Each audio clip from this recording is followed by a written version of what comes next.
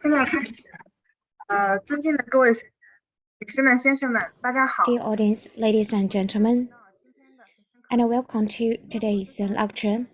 Today we are quite honored to have Professor Zhang Shichen to give us a lecture about the regulation on the safety management of the reservoir dams.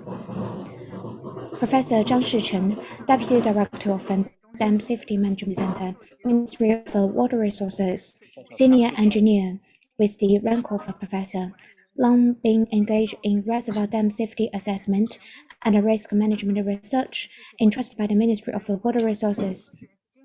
To carry out the National Reservoir Dam Safety Technology Management, chairs the National Natural Science Foundation of China, projects several national key research and development programs projects, published several monographs, paper industry standards, traveled to Canada, Japan, Switzerland, Laos, Vietnam, and other countries to conduct academic exchanges on reservoir dam safety management, participated in many emergency events organized by the Ministry of Water Resources, such as the earthquake relief work in Jiuzhai County, Aba Prefecture, Sichuan in 2017, the investigation of the dam collapse in Zelongchang Reservoir, Inner Mongolia in 2018, the investigation team of the State Council for the 720 extraordinary rainstorm disaster in Zhengzhou, Henan Province, presided over the completion of several large and medium-sized reservoir project safety evaluation, water storage safety appraisal, completion acceptance technology appraisal, and other technical consulting.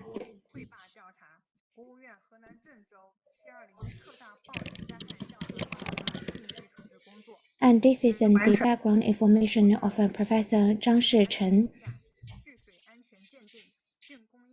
技术鉴定等技术咨询。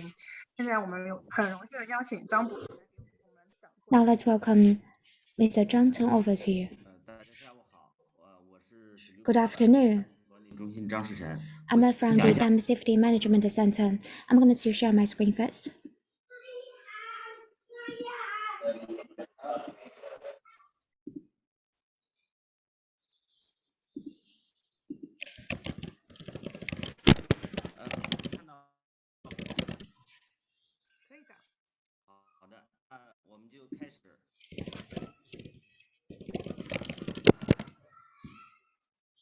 Now let's start.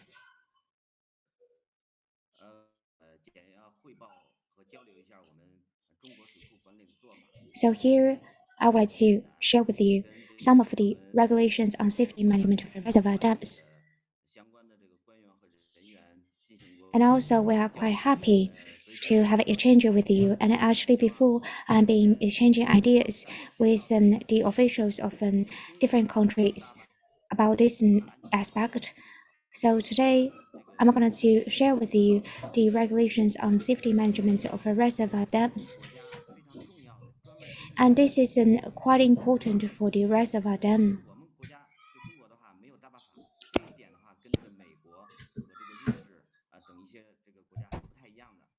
And probably those are different from other countries' regulations on the safety management of reservoir dams. And these regulations on safety management of reservoir dams are issued by the State Council.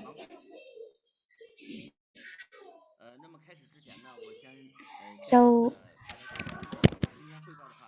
before I start, I'm going to share with you about the 3 items on my agenda. So you could see from the slide, the first one, you could see the logo of our center. And then this is the first part. And the second part is the interpretation of the general provision about the dam safety. This is also quite important. And the part 3 is about the extended description. And this is also quite important for us. And for today's lecture, I'm going to introduce about 7 parts, 7 items. First, the basic information about the safety management of the reservoir dams. Probably you have heard about this part before. And then the next five chapters are about the general provisions and some details about those general provisions. And the last chapter is about the further discussion of remarks. Now I'm going to introduce about the basic information. In China, we have about 100,000 reservoirs, and the largest size is about 774, and accounting for 5% of the total.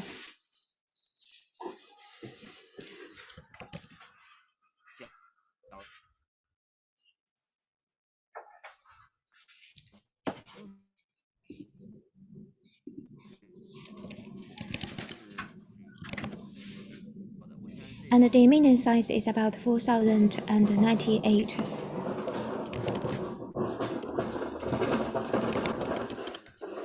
And the small size is about 93,694, accounting for the largest percentage. And then about the earth and rock field, then it is about 90,538, the largest number. And for the gravity, then it is about 4,416. 不好意思打扰一下啊，刚刚您稍微有点卡，您要不把摄像头关了，可能好一点。刚刚对，好，现在可以了。好的，可能有网络有问题的，所以是听不清楚。现在我们 Sorry for the Wi-Fi connection. 那我还从这张中间开始讲起吧。那么我们这10万座水库，现在可以是吧？那我们全国的10万座水库呢， So 大多数建在上个 about the in total the 100,000 dams, and they were mainly built in the last century. 也还是有一些水库。And in recent years, we also have newly built some of the dams, mainly for the power generation and the shipping. 因为时间比较长了，运行的时间长了，生老病死，它有一些水库有病了。And some of the dams, because they have been quite old, so we need to do the reinforcement project of those old dams. And also, the Chinese government have invested a lot on those reinforcement projects. And we have known that we have a large number of small-sized dams. You could see those dams mainly located in those 8 provinces. And in each of the provinces, they have about 5,000 small reservoirs.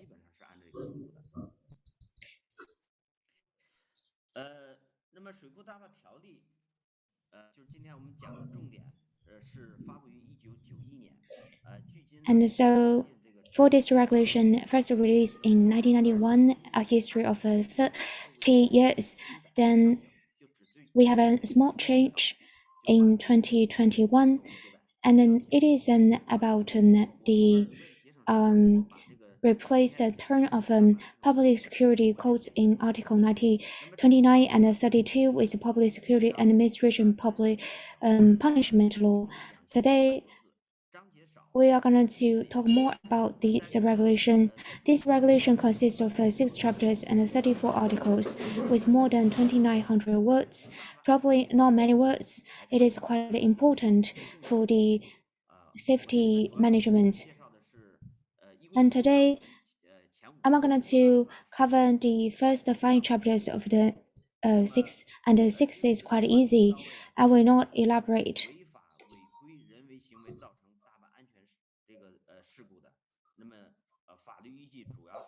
And also, we have to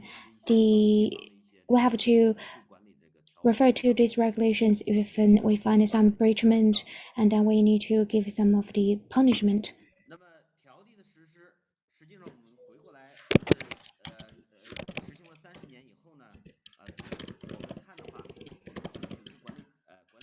And if we take a look at this regulation, we know that 因为我们水库的话不是一个系统管理，we 有很 know 多 that 部门有 we 不同 have 的 a 联动 different department to 调理 manage 先后出台， the 比如说 safety 经济办法 management. 经济办法 And 经济部 later, I'm going to go 另外 into more details about the regulations. 条例的实施呢，促进了水库大坝安全的运行。 And also, we know that the regulation have promoted the safety of the reservoir 2000年到 dams, 现在一 and 共 also it has encouraged more to be responsible safety management.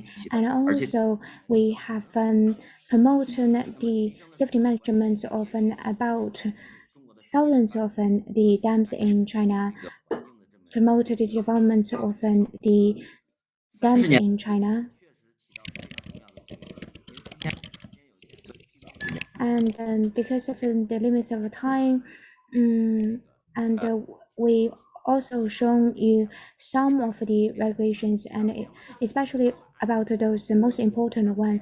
Actually, we have some changes later. 就是完善了很多，然后条例的 And also later, we have optimized the regulations a lot. 那么受条例的影响，法规制度和技术标准体系不断的完善。条例，我们这个 And 条 we 例的 know 上 currently we haven't been optimizing the legislation and standards. And here for the legislation, and we have different categories for the national laws. We have a water law, flood control law, water and soil construction law, water pollution prevention law, etc. 涉及到 And then we, for the 是抗旱条例 administrative regulations, we have the reservoir dam safety management regulations, river management regulations, flood control regulations, etc. And for the departmental regulations, we have the measures for reservoir dam registration, the measures for the reservoir dam safety appraisal, the measures for reservoir grading and scrapping management. And also, we're going to make or update the regulations on the status quo. And for the local regulations, we have the Jiangsu provincial regulation on reservoir management, Zhejiang provincial regulation on safety management of the water conservancy 再往下分 projects. 市级和区县级的，就是要看情况了，就不同的地方根据自己的实际的管理需要来。 And then mainly we have the provincial and municipal regulations. If lower down the tier, we also have the village county levels. If for those levels, they're going to make the regulations according to the 标准的话， higher level regulations based on their status quo. And for the standards, we have mainly three kinds of standards. For example, the national standards like the flood control standard, code for reservoir operating of large medium-sized hydro stations. And then those systems are gradually upgraded, 有关的技术标准体系 and those are the regulations and guidelines of dam safety appraisal for different parts. As you could see, those are legal system. Also, 这里面举个例子， it consists of those design code for the road, earth, rock, fill dams, and design specification for the concrete gravity dam. And then under the reservoir dam safety management regulation, 管理的很重要的这个任务。 and we also have some detailed dam safety evaluation regulation, guideline on dam safety evaluation, etc. 左侧的是这个 And here you could see this is in the legal system, and the Switzerland to the left and China to the right. In comparison, 很详细， in China, the system is detailed and a little bit complicated, and 一些，它是 it has 这 been 个大坝法，宪法下边有大坝法， optimized 大坝条例下面就是 gradually. And then for the Switzerland part, you could take a look. It has the constitution on it. It has the Water Retaining Facility Act on it. It also have the Water Retaining Facility Ordinance, and then the technical guidelines. And the difference is because of the national difference. 这个 And then for the system 下面已经 construction, 建立了涵盖水库的 and we 调度运 have 用、检查、监测、different parts, for example, for the organizational management, registration, application, monitoring, maintenance, safety appraisal, reinforcement, emergency response, reservoir retirement. So covers the whole life cycle, similar to the life cycle of the human beings. 特别是影响水库安全运行管理的这个人才、经费、those 设施 talent, 保障 funds, 不断的 and facilities, 那么 and 这些虽然 ability to manage has been 对水库管理影响 improved. 我想大家可能 And these are invisible, but these are quite critical. 中国的已经很全了，主要是在 And in China, we have formed a 下功夫 very good system, but we have to focus more on the implementation 我们现在 as well as to supervise that implementation. And now the Water Resources Ministry has put forward the idea that we need to manage not only the operation, the security, and we have include over 31 elements, and also set up some standards. So, in terms of security concept, compared with the experience that we can learn from the other countries, that China has its own management system. For example, we have a design construction in accordance with state-of-art technology to ensure the structural safety. And also we want to make sure that there is a dedicated check and maintenance system. The third one is that we need to master the residue risk. And no matter how much you do to prevent the risks, there always be residue risks. So we need to have some contingency plan to respond to those risks so that we can reduce the loss. So that the risks can be within control. So these are 3 stages of risk control in our system. The biggest concern is the safety concern. But the most severe problem maybe is the dam break, and it will cause great loss. And there are a variety of reasons. For example, the natural forces or the man-made mistakes. But these have been have attracted great attention from the government. That is why we want to improve this system to avoid these man-made mistakes. And in terms of the design, operation, and surveillance, we want to make sure that everything is within control. So that's about the basic information. And now, in terms of the general provisions, we have 5 chapters. Sorry, but I can't hear. There's no voice input from the speaker.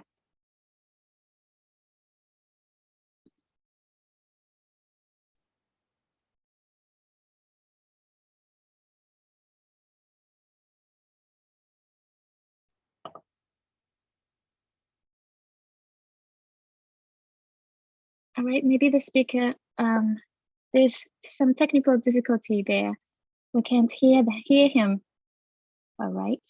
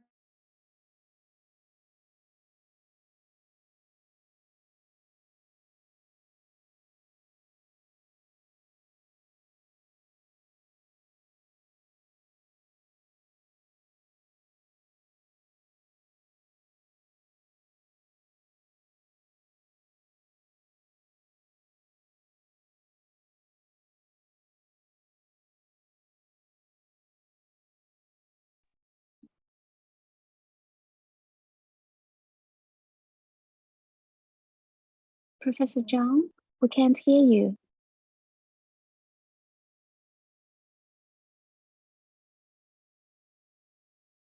张教授，我们这边听不到您讲话。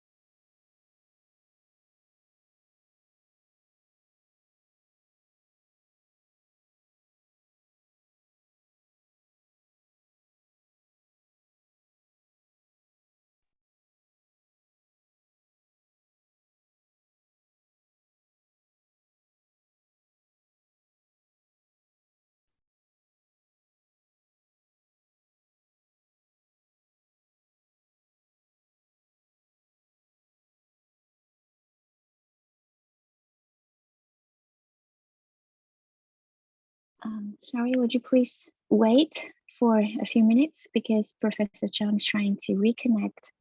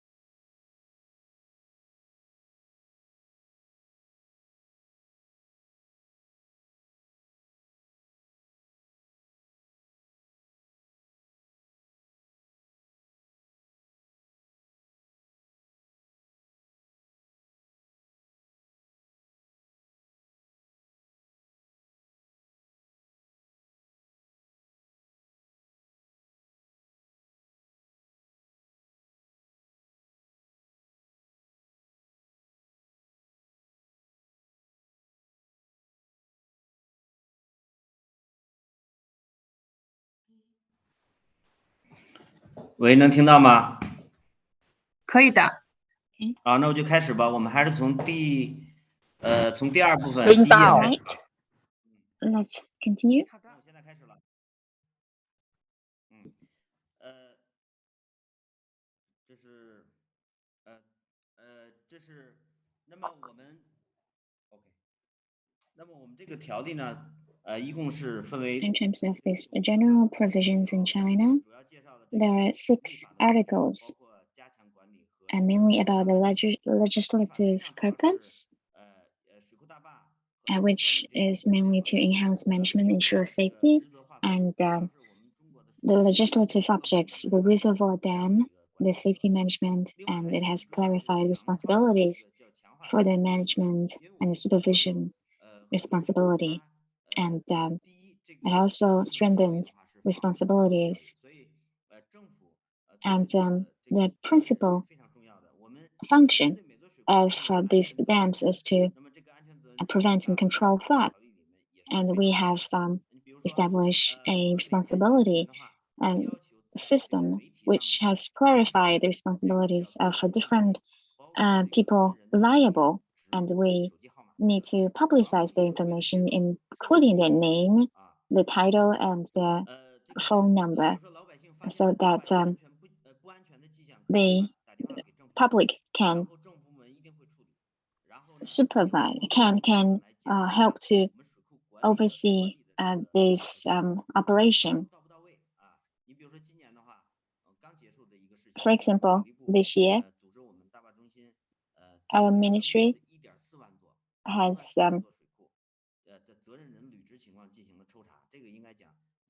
made a survey about the people who are liable to these dams, and this has been very effective. And in terms of the size of the dams, we have divided them into large scale, small scale, medium sized ones. In 2010, the ministry has issued a safety management regulation for the small sized reservoir dams. And these small sized dams are very special, not only in China, but also in other countries in the world, including the United States, Switzerland. The main problem is that it's not easy to regulate these smaller ones. From 2018, the Chinese government has made great efforts to manage them. And in 2019, we visited Vietnam. We figured out that the Vietnam government is also very interested in how to manage these smaller reservoirs.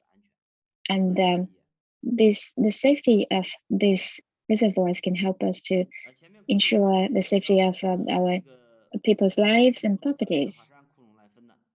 And in terms of the dam classification, we divide them into several types according to their storage capacity. And the dam height can also reflect technical difficulty and seriousness of a dam break. And we also, in accordance with their height, we can also divide them into different categories.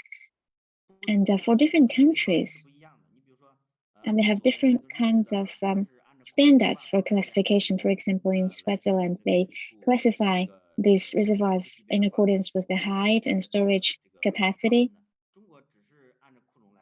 And in China, we usually classify in accordance with the storage capacity. The next slide.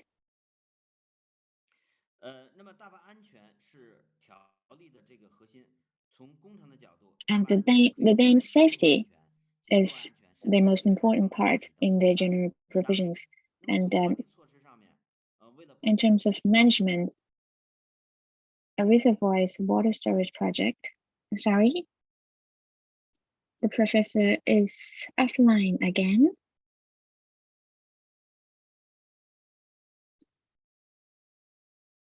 那个分处，我们这边好像又没有声音了。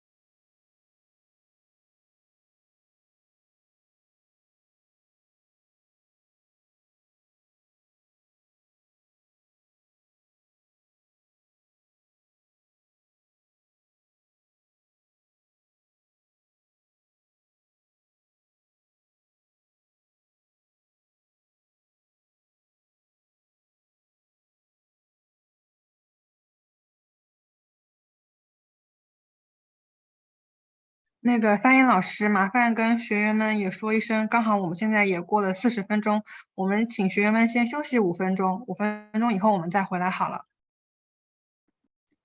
Okay, now maybe it's time for a break. Now we should come back. We can come back 5 minutes later. Okay, now let's take a break of 5 minutes. Thank you.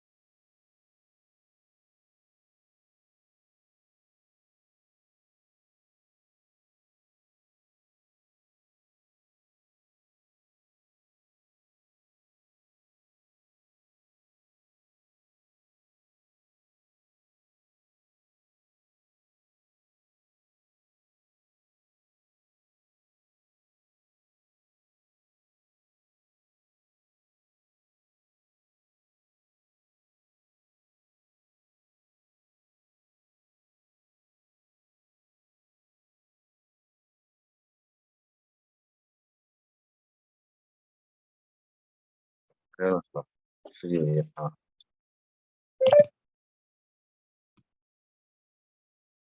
哎，小玉能听到声音吗？可以的。好，那我就按照这个来吧，好吧？我们目前屏幕上是19页哈，当初。啊，19页，我看19页讲完了。你刚刚可能19页。19页没听到是吧？我觉得可能有1-2分钟那个没听到。行，我明白，我19页再重新讲吧。那等一会儿是吧？对，我跟大家说休息5分钟。那行，我们过1分钟开始，45开始。到时候你提示我一下就行了。好的。好，那现在来。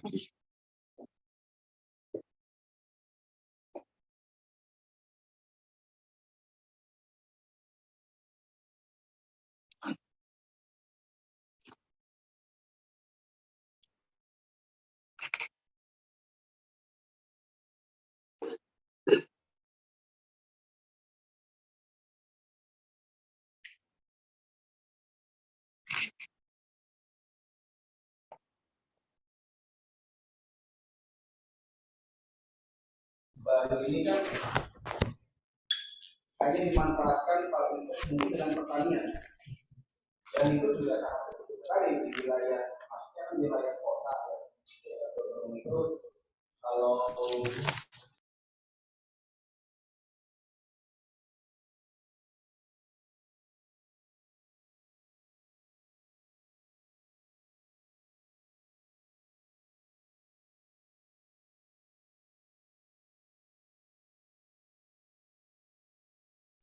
好的，那个各位学员，我们现在可以开始了。 So now let's move on. 我们张博士继续讲课。 Welcome back. 好，开始是吧？对。 So let's move on. Sorry for the interruption. 非常抱歉啊，这个网络有点不太好。那我 Sorry for the poor internet connection. Now let's move on from the slide 19. 安全是条例的核心。Dam safety is the core of the general provision.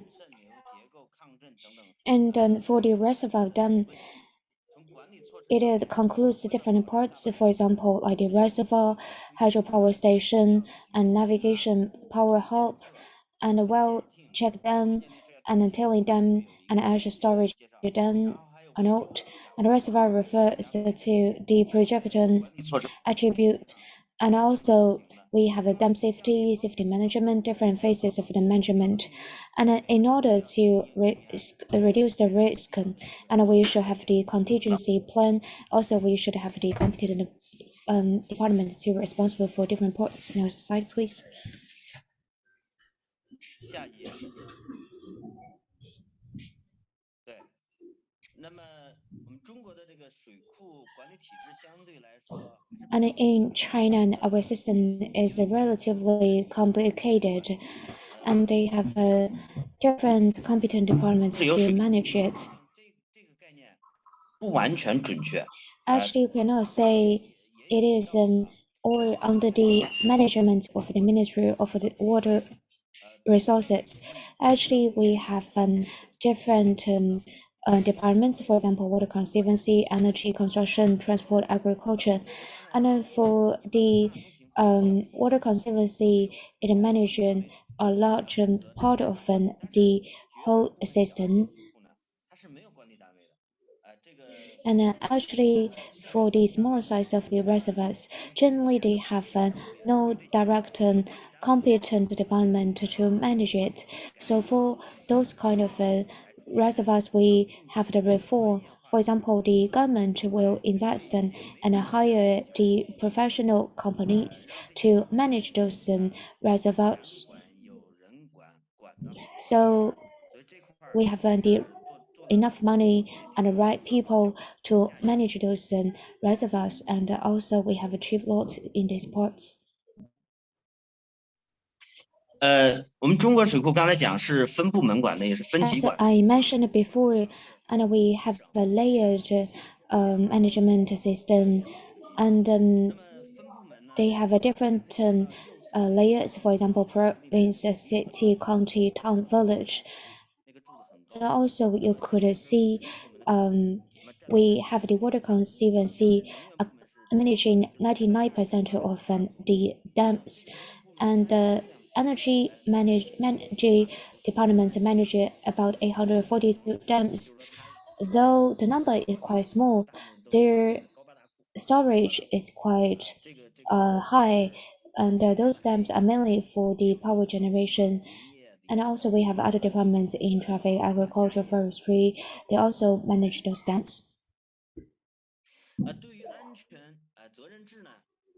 For the safety responsibility, and we have a clear regulation that the people's government at all levels and their competent authority of them should exercise an administrative and leadership responsibility system for the safety of the dams under their jurisdiction.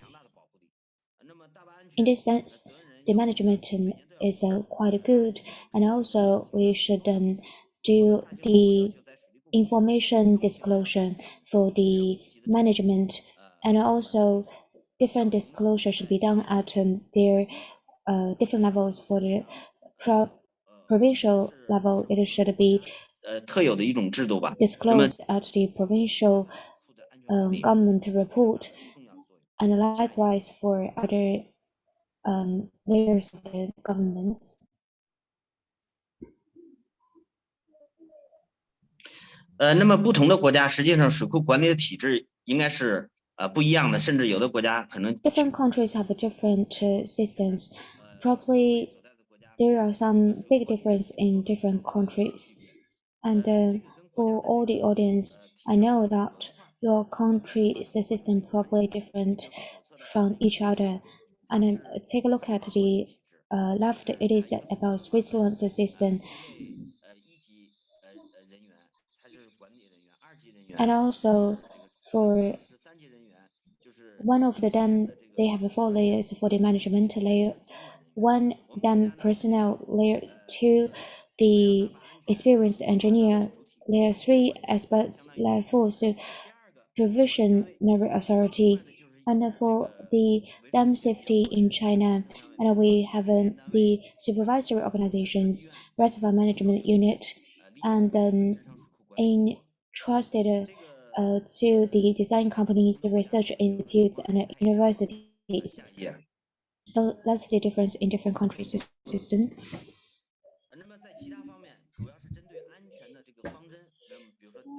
And in addition to the previous mentioned part, we also focus on the safety policy, and the policy of safety first shall be implemented in its construction and management of the dams. And for the social responsibility, it regulates that any unit and individual shall have the obligation to protect the safety of the dams. 向大家介绍这个条例的 Now I would like to introduce the construction of the dams. 下面条例的是这个大坝管理向大家介绍大坝建设这一章啊，刚才是这个是总则，下面向大家 Before I introduce about the general provision, now I would like to go into the details of the construction of the dams. 那么条例第2章是大坝的建设，共有5条。 And it has 5 points. The number is not that big, so this part doesn't account for a large share of the provision. And here we could see it has 5 points. And then also for the construction procedure, it should have the preliminary work and then follow the procedure steps.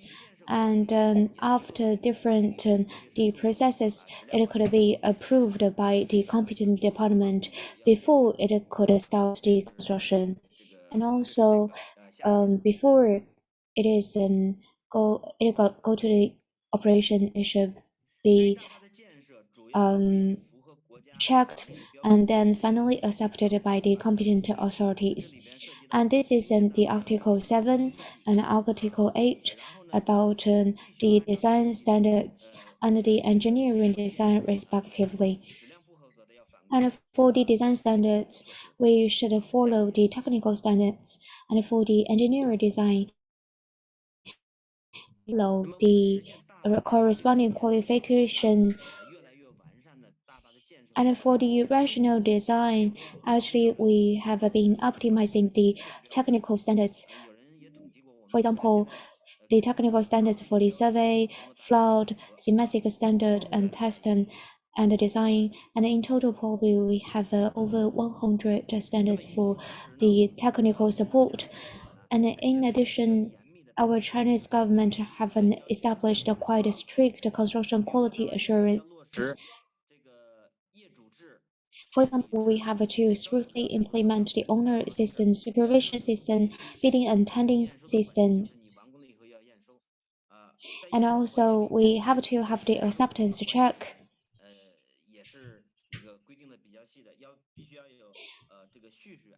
And also, we should follow in total about 6 parts like the water storage, final acceptance in the acceptance check.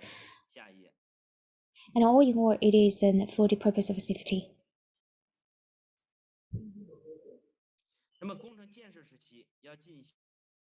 And during the construction of the project, and we shall request the people's government at or above the county level to limit the scope of the management and protection and set up the designs according to the approved design. And also the competent authority of them shall, in accordance with the needs of the safety management, require the people's government at or above the county level to limit. And also, we have a quite clear management scope of the reservoir areas.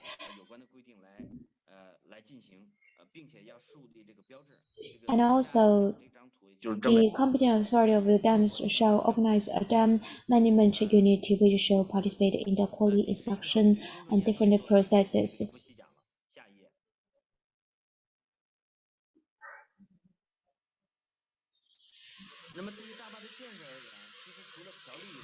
And for the construction dams, in addition to the provisions, and also we have a quite complete regulations and laws.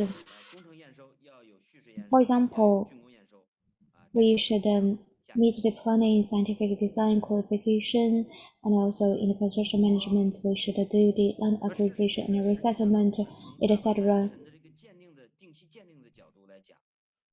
And from the perspective of the dam safety appraisal, we have 3 categories.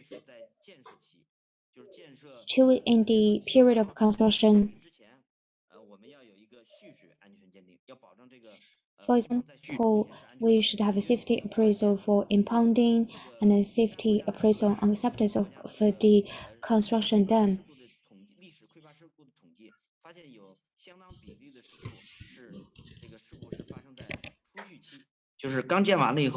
And because we know, according to our experience, a large number of the dam failure happens in the period of the impounding, not only in China, but also in Switzerland. So we have to have the safety appraisal for the impounding.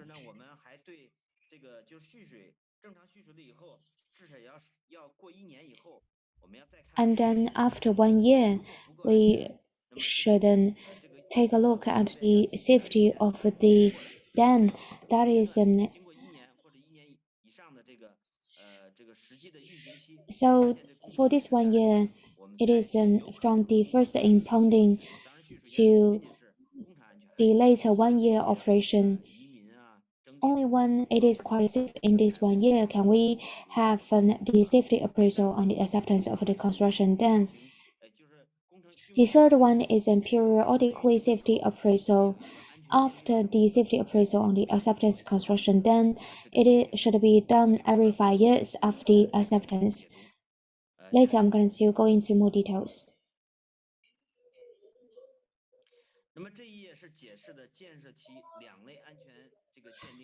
Here is about the 2 kinds of the appraisal in construction.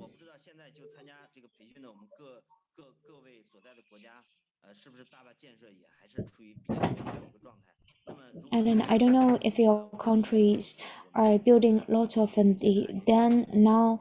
If so, I believe that you should focus on the appraisal in construction. It is quite important for the safety. 那么第四部分，我想向大家介绍一下条例的第3章。 Here I'm going to introduce the chapter 3 of the provisions. It is about the management of the dams after it is put into the operation. 水库的一个全生命周期的话，它占的时间是最长的，非常重要。 And this part actually is critical for the safety of the dam. 那么这一章共14条，几乎占了整个条 And here we could see in total it has 14 points is quite important.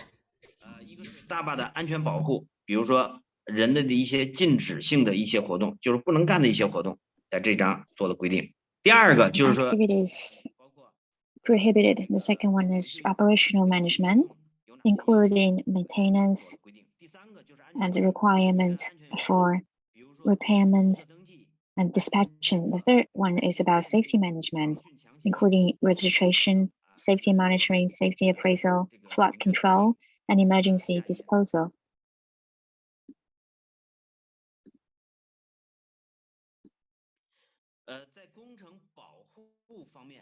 In terms of the engineering protection, Article 12 stipulates that the dams and their installations are under the protection of the state and shall not be embezzled or destroyed by any unit or individual.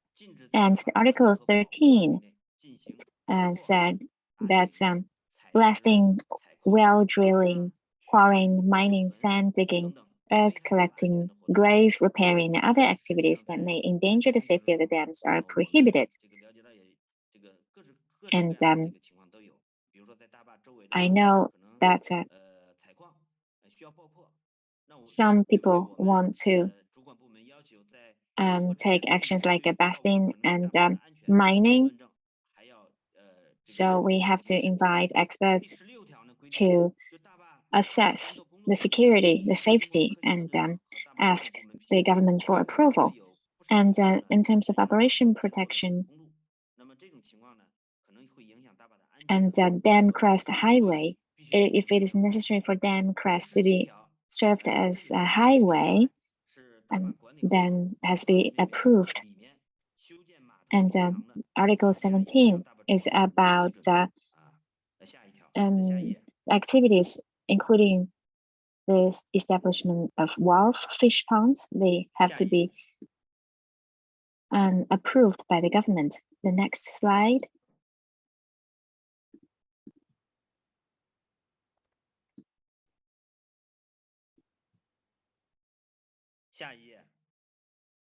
The next slide, please.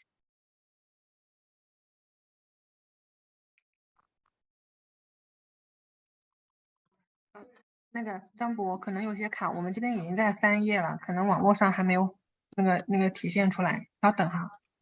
好的。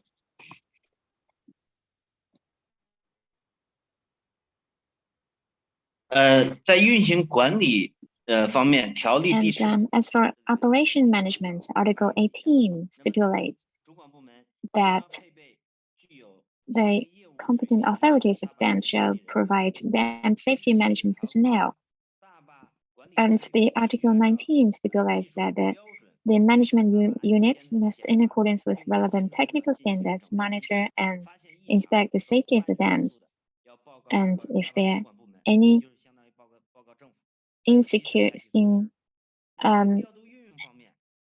should monitor the whole situation. And the Article 21 require that in flood season, the dam management of a unit shall carry out the operation of the reservoir according to the approved plans. And during this flood season, the operation of the comprehensively utilized reservoirs must be subject to the unified commands of the flood control headquarters. For reservoirs that are mainly used for power generation, the operation of the flood control storage and the flood above the flood limit level shall be subject to the unified command of the flood control headquarters. So the flood control headquarters is a unique department in China, and in the local government, they may have some departments like the water resource and energy departments, and they need to cooperate and work together to make sure the safety of the reservoir dams during the flood season. And after these years of experience, this article has been proved very effective.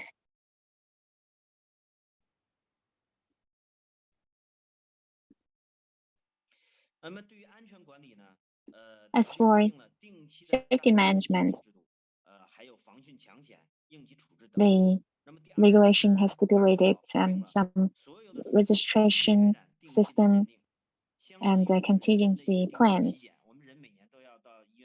And we need to apply periodical inspection of the dams, just like people need to examine their do the physical examination regularly. And we also require the dams to register within the 6 months of their construction.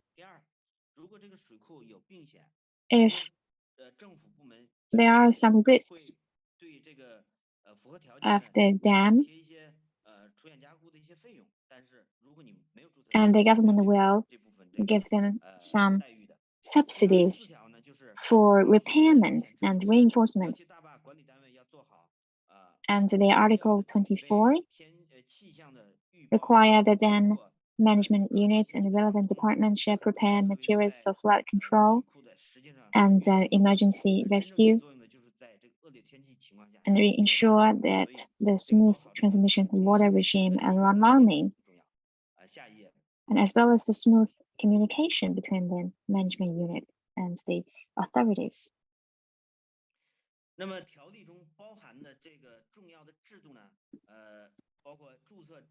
And there are some mechanisms that are very important. For example, the registration system, the dispatching system,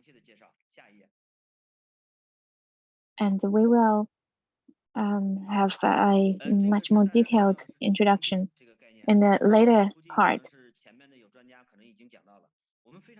And in terms of registration, we have attached great importance in this part. It can strengthen the supervision from the government on the safety of the dam. We require other reservoir dams to register before their construction. And for dispatching, we require the management unit to establish their own dispatching documents, and we have also made our guideline for the preparation of the regulation. In terms of monitoring and inspection, we have made a lot of efforts. For example, when we do reinforcements, we will upgrade and transform the monitoring system. And if there's no automatic facility, we will provide some automatic facilities. And if there are any gap in communication, then we will provide much more facilities to smoothing the communication. But there's still a lot of work to do.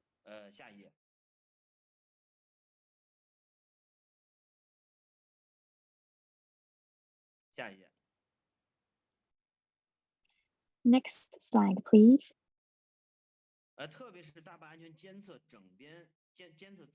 In particular, the observation data analysis. Currently, in my understanding, there's still a lot of work yet to be done because some personnel, they have not mastered the skills to analyze this observation data. I think this work should be done in a quarterly way. And in developed countries, they have stressed and focused on this monitoring work. And one experience we learned from the developed countries is that the automatic system cannot replace the manual work. We cannot depend too much, rely overly on this automatic system.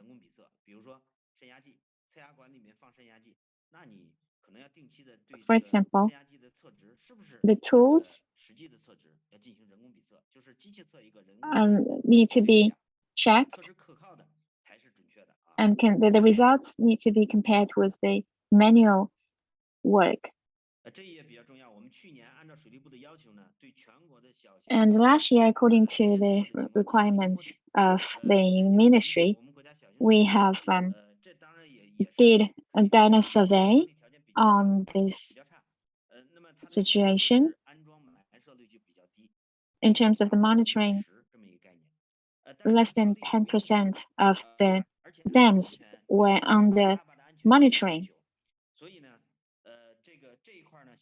So, I mean, those small dams were not under supervision and monitoring. So we have made greater efforts in this respect in this year. In 2022, this year we have allocated 4 billion yuan for the construction of rain monitoring and dam safety monitoring facilities. And it is now under construction and should be completed before the flood season in 2023. That means before May in 2023.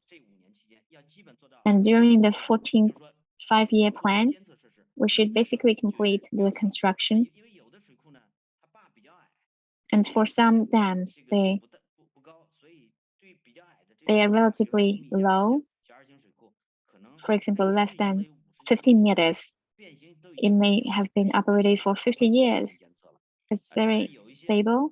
Then we do not need to supervise, monitor its deformation, but we need to monitor its seepage.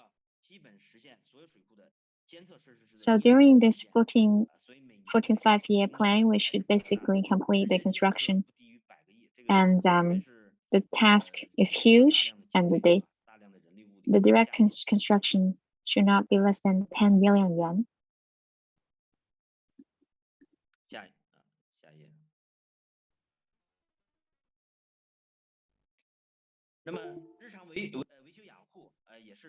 And for the daily repair and maintenance, it's also a very critical part.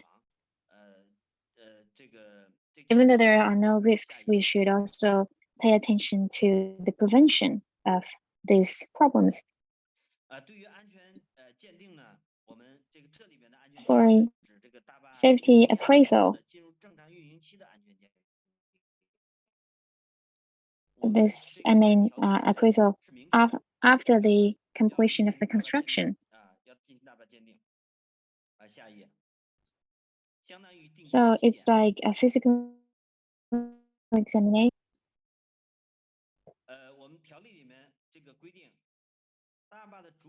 And in accordance with the regulations and guidelines of dam safety appraisal, the dam authorities shall establish a regular safety inspection and appraisal system for dams before and after the flood season, as well as after the occurrence of a storm and flood, shall organize inspections of the safety of the dams under their jurisdiction.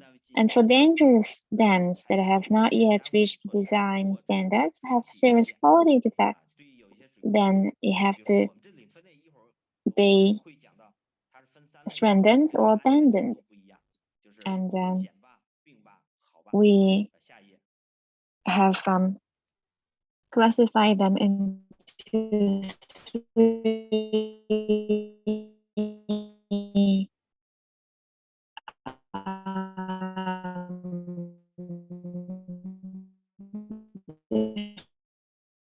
different categories according to how dangerous they are. In 1997 and 2003, we have issued, and it stipulates that the first appraisal shall be completed within 5 years after the completion acceptance, and shall be carried out every 6 to 10 years thereafter. And this similar to the regulations in Switzerland.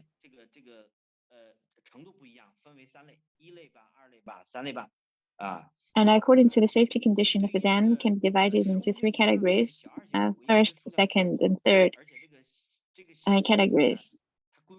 And for those smaller dams which lack of design materials and the management materials, we also have issued a safety regulation, and it's much more simple than the regulation for the other types of dams. And in 2017, regulation guidelines,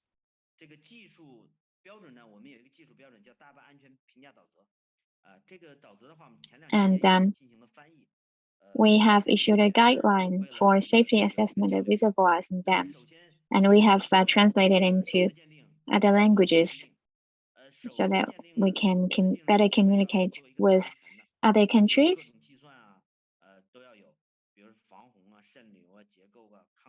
And we have standards for flood, seepage, structures, and seismic safety. And then for first appraisal, we need to assess the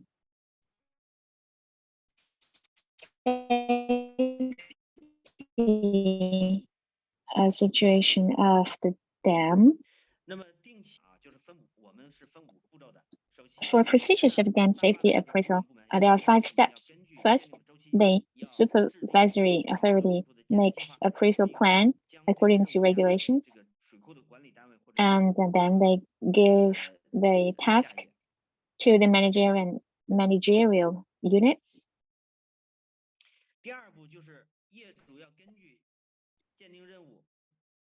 And then the owner need to organize on-site safety inspection and require engineering quality protection.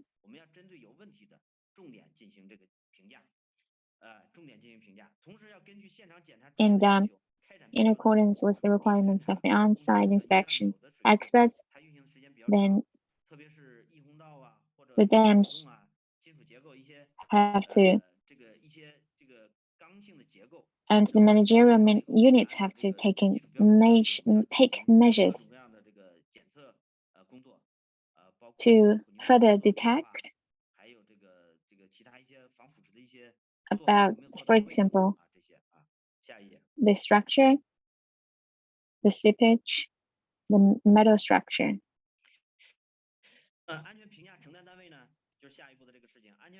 And then the third step, the appraisal undertaking unit carries out the analysis and demonstration work of the dam, and they should prepare evaluation reports and general evaluation reports. And usually the design institutes, universities, companies will do the analysis work.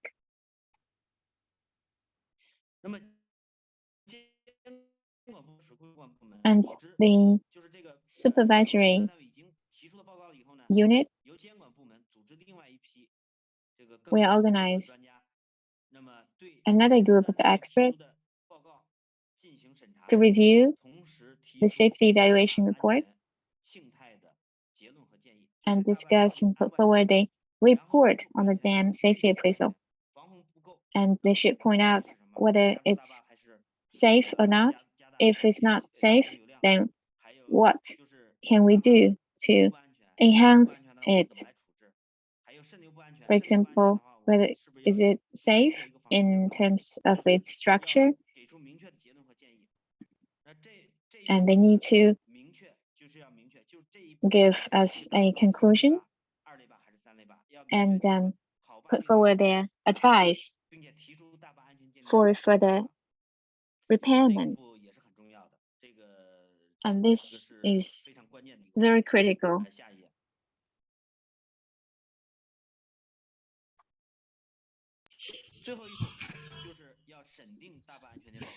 And the last part is for the approval and a report. It should be carried out in the competent department. And for the provincial level dams, they should be approved by the provincial level departments. And then for the city level is for the middle dams. And the county level is for the small dam. To be specific, we are going to have another lecture to give more details about this part.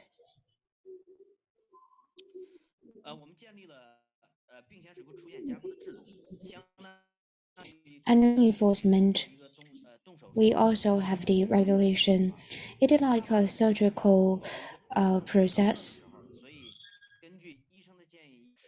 Definitely, dams are going to have some disease or sickness, so we need the operation on those dams.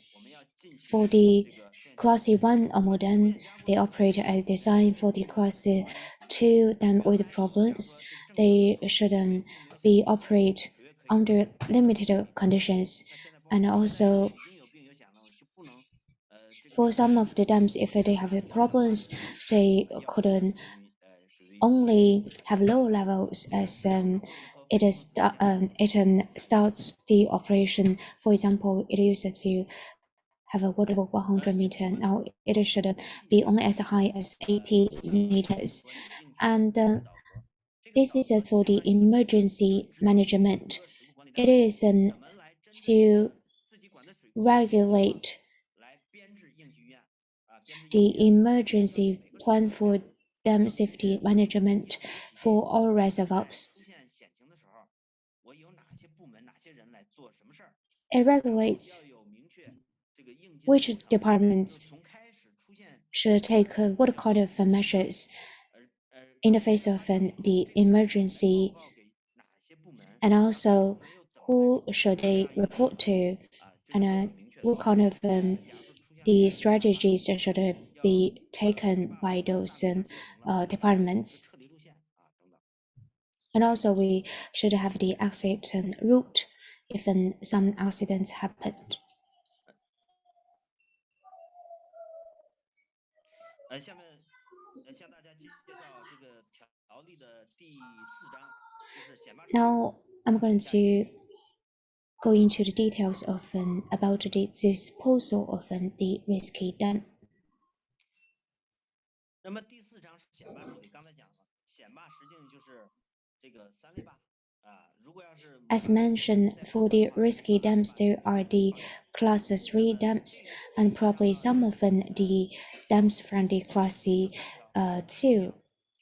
And for the disposal, we have 3 key points. For example, measures of reinforcement or scrapping shall be taken for dam with safety appraisal. And for some risky dam, probably they are going to have the dam failure if no appropriate measures shall be taken. So we have to have the measures to deal with those kind of the risk.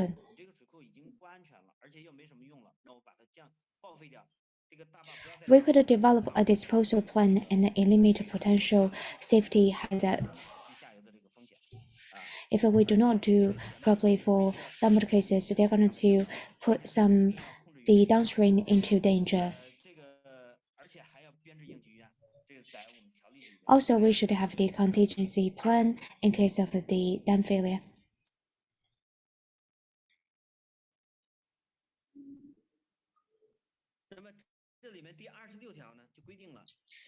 The Article 26 regulates the disposal object.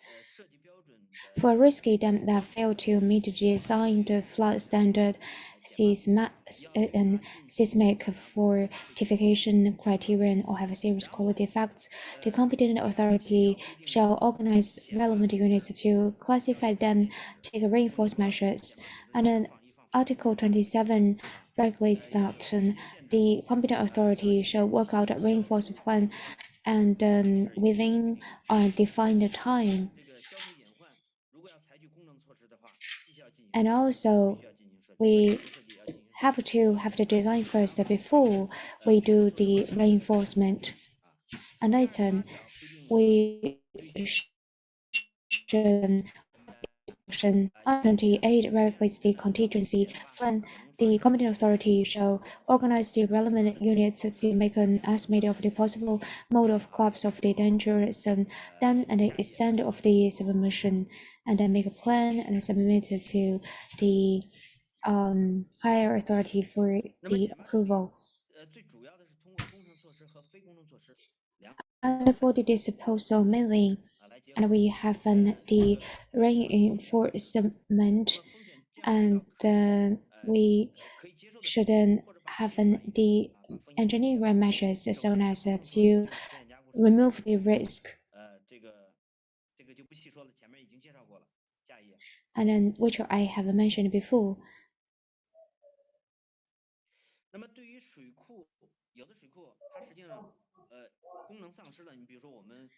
For some of the dams, probably many in China, they were built in 1950s and surrounded by the farmland. Now those farmland were converted into the cities and areas.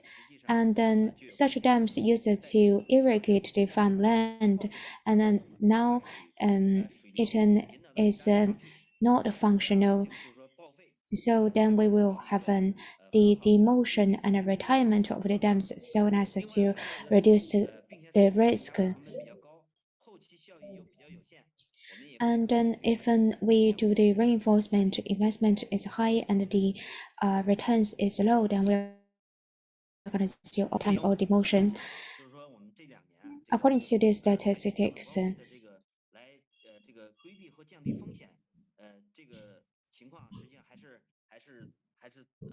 actually, we have many cases of a demotion of a retirement. This chart is about 2018 to 2020, and then we demoted over 3,000 dams and retired about 700 dams. They are mainly the small-sized dams, and because the surroundings have been changed a lot, so they are not functional.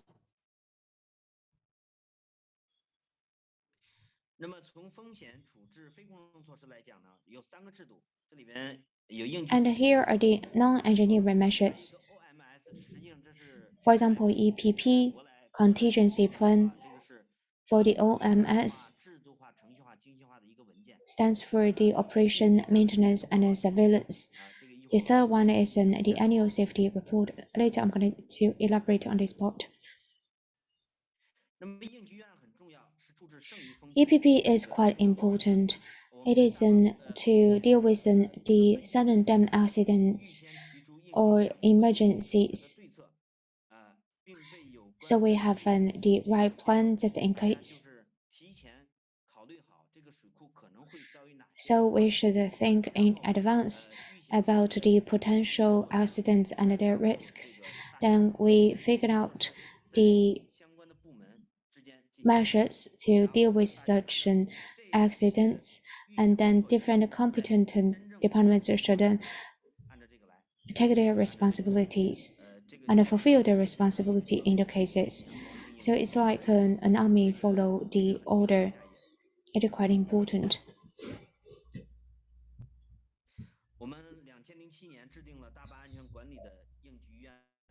In 2007, we released the guidelines for the emergency preparedness plan of reservoir dam safety management.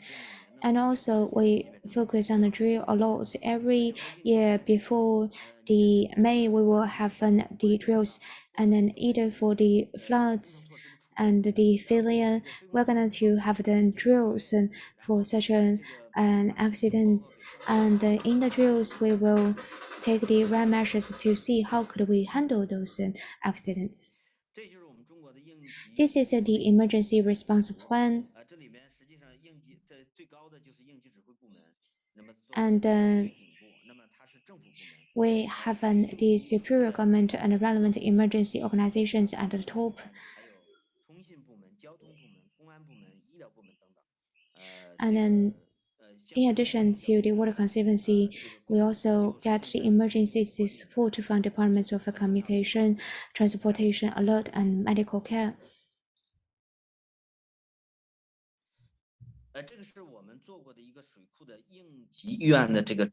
This is the personnel transfer plan in flooding area at downstream of a reservoir. You could take a look. This is about the exit route. And then we have the people in charge of the different communities, and then they have the specific route.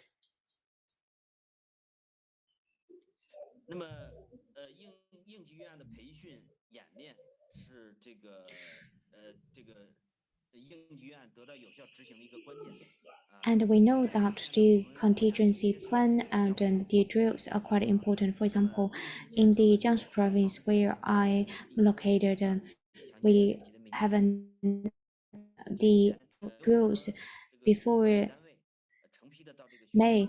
Then we have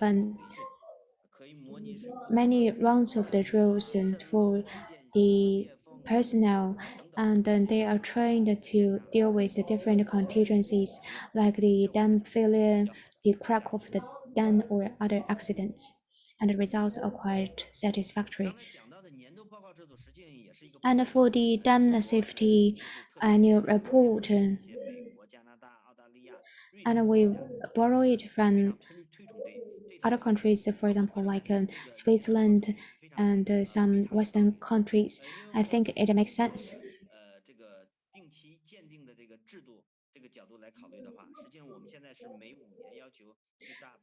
And currently, we do the appraisal of the dams every 5 years because in between those 5 years, we should have the annual report and the dam safety annual report to assess those dams every year.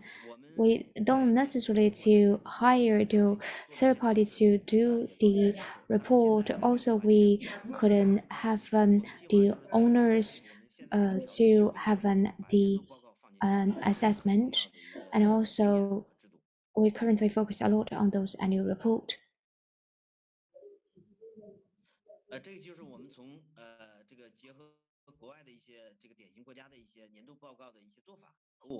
And this is the practices of the annual report in different countries, and then we also learn from them, and then we have the outline of the annual report in China.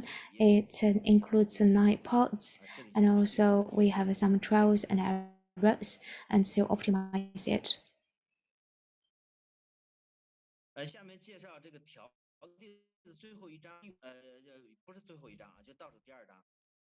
Now I'm going to introduce the chapter 5, the penalty and the supplementary provisions for those man-made or non-man-made errors.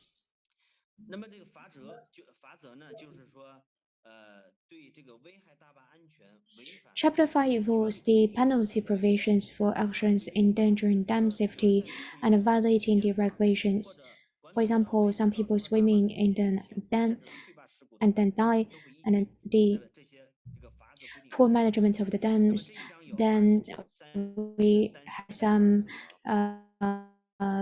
then the people in charge and also the responsible people should be punished according to the regulations. And then also we have a round of the penalties because the safety of the dam is quite important for the public. With the progressive social development and legal system, relevant legislation are being more perfect.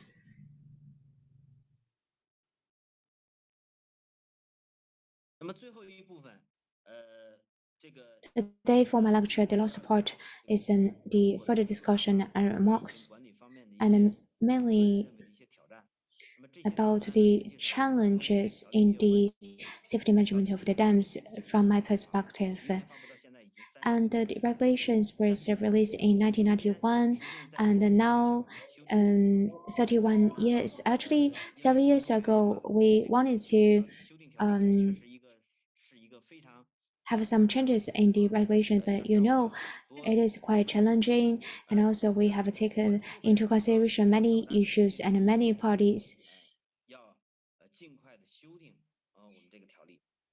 And then, in fact, we face many problems, and those problems are encouraging us to have the changes.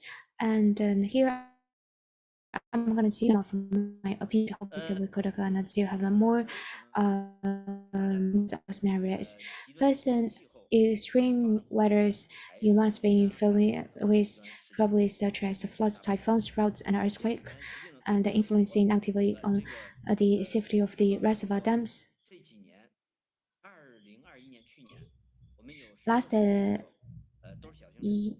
2021, and then we had 10 of the dams have been flooded because of the extreme weathers.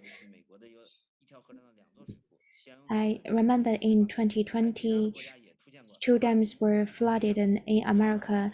A similar case happened also in Brazil, and because they had the flood, then it was too late to release the water timely, so the dams were flooded. And so those extreme weathers have an impact on those dams. And then for one of the Reservoir dam in China, because it is too dry, then we have the crack of some of the rock. Then if it is suddenly flooded, then the water will go through those cracks. Then it's going to have a big impact on the safety of the dams. So we couldn't see the influence from those extreme weathers. Not only in China, likewise, we could see those accidents in other countries. This is the common challenge we have to face in current era. Dear audience, I'm confident different countries have their problems from the extreme weathers, so we should make joint efforts to deal with those problems. The second problem is the engineering, aging, and sediment. According to the statistics, most of China's dams were built in 1950s and 1970s. On average, the dams are 5 years old. Some are older than 50 years old. Some of them are 70 years old.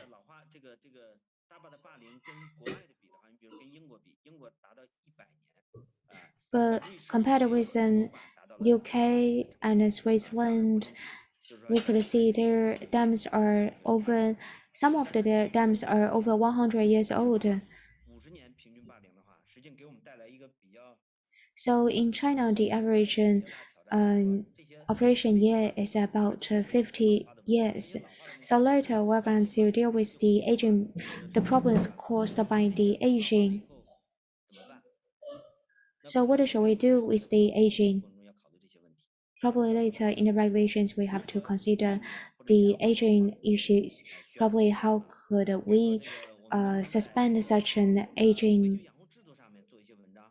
就是说在我们现 So 在 we're going to take a look whether we could have more measures to deal with that in the maintenance and operation. We don't want to wait when we already have the problems. We would like to have some prevention before such a problem emerge. So this is what we should consider. And for the sediment, probably you must be quite familiar with that. According to our survey about the overseas dams, they also suffer from the sediment.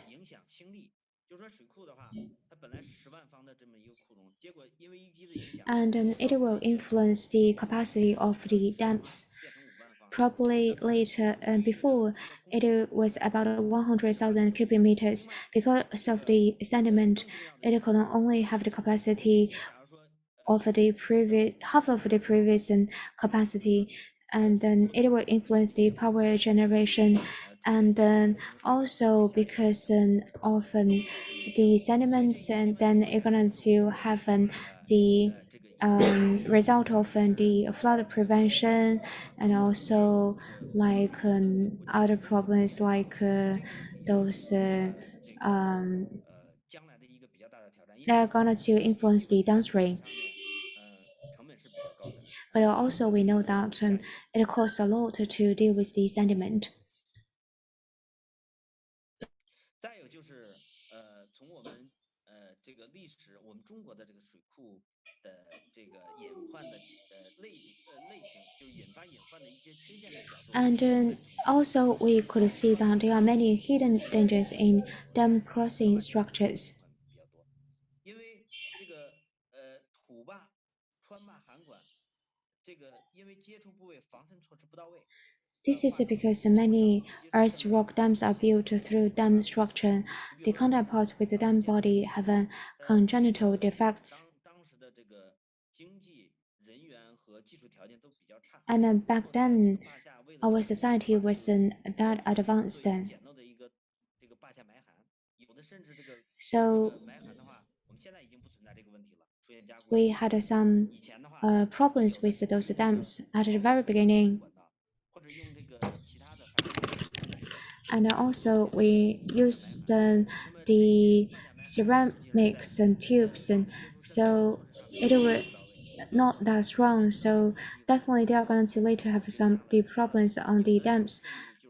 Because of those problems, some of the province have replaced those ceramics tubes with the better materials tubes, so as those dams are safer.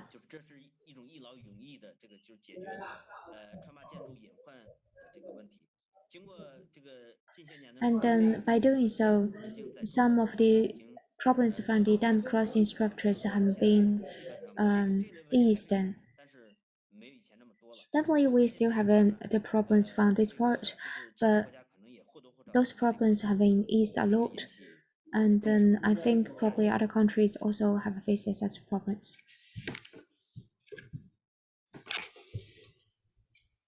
这一页呢，就是我结合我的认知，就是对于这个中国水库大坝安全和管理面临的诸多挑战。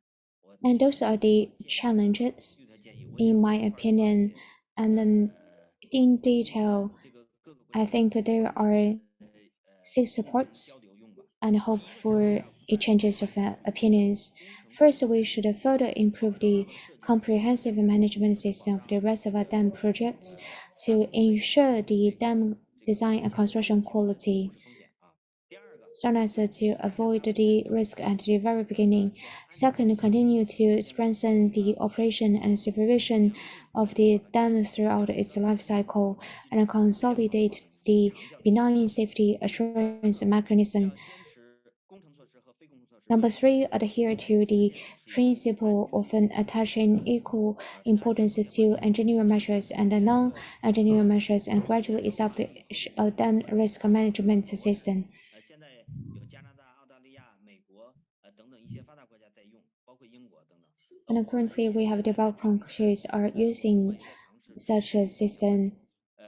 有它的优势。And now in China, we also have some trials on this part. 我们现在在编制这个中国的水库。Also, currently, we are writing the guidance for the dam risk management. 设计阶段这个防洪标准的设定，是一个很好的补充，因为 It is going to be quite good for the flood prevention design, because for the support of design, we not only need to consider the capacity, also to consider the risks on the downstream in case of the floods.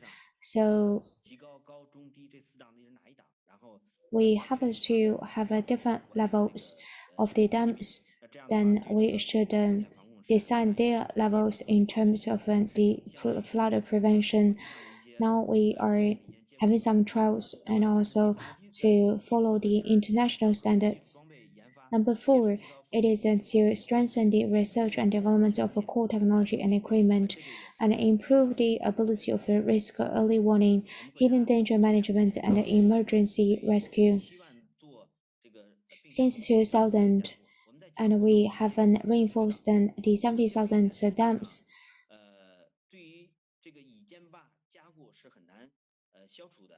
Actually, for some of the existing dams, the risks are quite hard to be eased, and it is quite different from the newly built dams.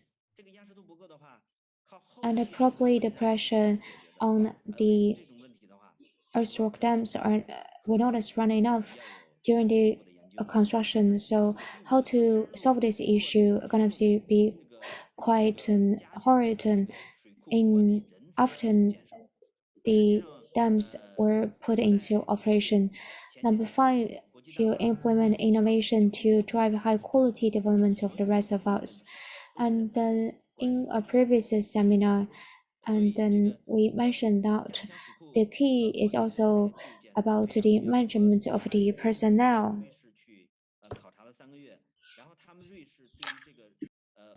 During my visit, I figured 培训 that 方式是非常推崇的，就 they 是 have attached great importance in the training session, and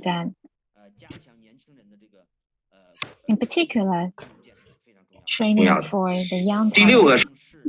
And the sixth, pay attention to the impact of climate change on dam safety.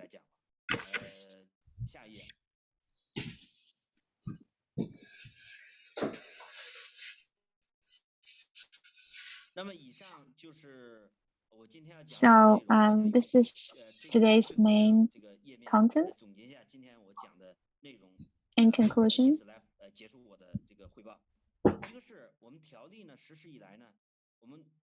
first, after the implementation of the regulation, the management regulation and relative laws and technical standards have been improved, and we have improved our level in management as well as maintenance.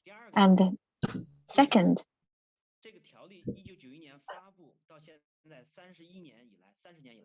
after the issuance of this regulation, that is over 30 years since then, China's economy and society has changed dramatically, which have put higher requirements on the safety management for the dams. And there are now more activities surrounding the reservoirs and the dams, and there are more impacts from extreme climates.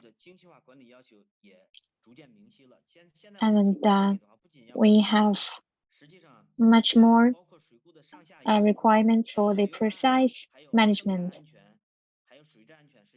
For example, we should not only focus on the engineering safety, but also the upstream, downstream safety, and pay attention to ecological environment and the water quality as well. So maybe we need to further revise the regulations. And if we want to revise these regulations, we need to consider the management of the risks and the penalty articles. Okay. So this is all about my presentation. And thank you for your attention. And if there are any question you can put forward, and I hope that we can meet with each other as soon as possible, and hope that you can visit China. Thank you very much. Thank you, Dr. Zhang. 再见。 And he has given us some examples to introduce to us the experience in China to manage the safety of the dams and reservoirs. And if you have any question, please just tell us. Just as we mentioned in the opening session, we hope that the experience in China can help you in your country. And if you have any other suggestions or any questions, and we are here and waiting for your questions. And as you can see in this slide, the email address is here. And if you have any suggestions, okay, any advice is welcome.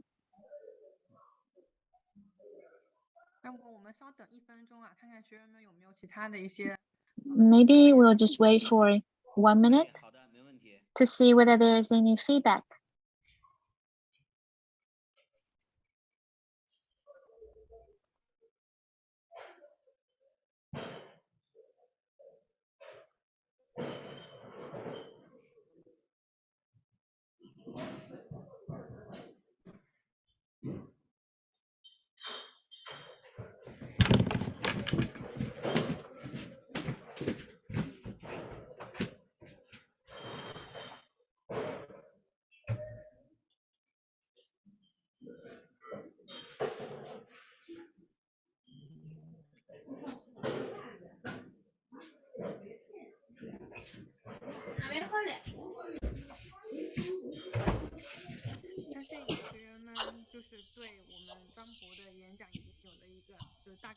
So I hope you already have a very good understanding of this presentation. And if you have any further suggestions or questions, you can text us or email us, or just email to Dr. Zhang. Thank you very much. And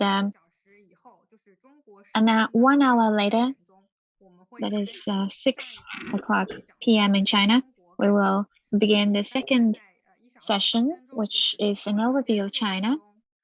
So please come back in 6 o'clock p.m. in China. Okay, so now let's take a break. Thank you very much. Thank you. Thank you. Thank you, 再见。